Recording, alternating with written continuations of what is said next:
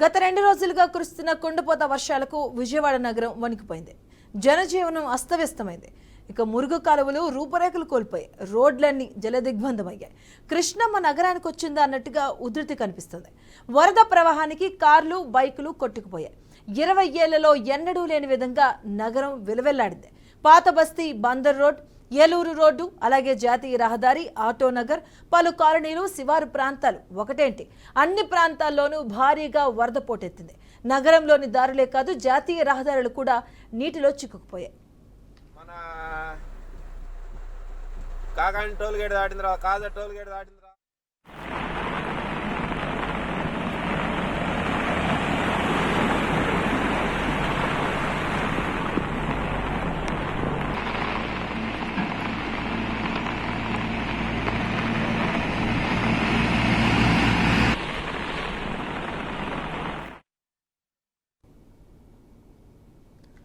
కుండపోతగా వర్షం కురవడం ఒక ఎత్తైతే ఎక్కడా సరైన డ్రైనేజీలు లేకపోవడం ప్రధాన లోపంగా మారింది. ఇక అన్ని చోట్ల దాదాపు 3-4 అడుగుల మేర నీరు నిలిచింది. మధురానగర్ వంతెన, కృష్ణలంక అండర్ గ్రౌండ్ వంతెనల వద్ద 5 అడుగుల వరకు నీరు నిలిచింది. ఏలూరు మార్గంలో రామవరప్పాడు వద్ద జాతీయ రహదారిపై వరద ముంచెత్తడంతో రాకపోకలకు తీవ్ర ఇబ్బంది కలిగింది. ఇక ఆటో నగర్ నుంచి బెంజ్ సర్కిల్ వరకు నీరు నిలిచింది.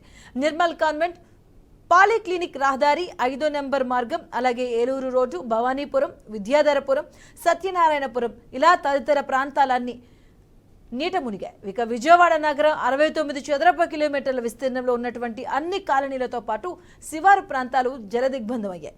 1వ పట్టణ పరిధిలో పలు ప్రాంతాల్లో కొండ చర్యలు విరిగి ఇళ్లపై పడ్డాయి. చరిత్రలో ఎన్నడూ లేనంతగా ఒకే రోజులో 29 సెంటీమీటర్ల వర్షపాతం నమోదైంది.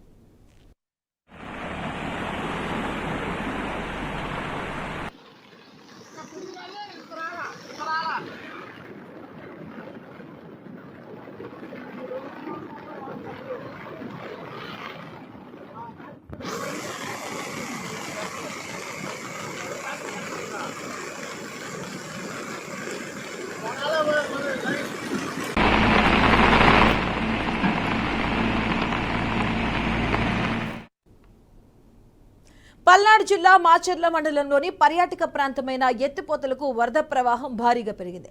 ఇక భారీ వర్షాలతో ఎత్తిపోతల జలకరణ సంతరించుకుంది. వాగులు, అటవీ మార్గాల ద్వారా వరద నీరు ఎత్తిపోతలకు భారీగా చేరుకుంటుంది. ఇక ఎత్తిపోతల 70 అడుగుల ఎత్తు నుంచి నీరు కిందకు ప్రవహిస్తూ పర్యాటకులను ఆకర్షిస్తుంది.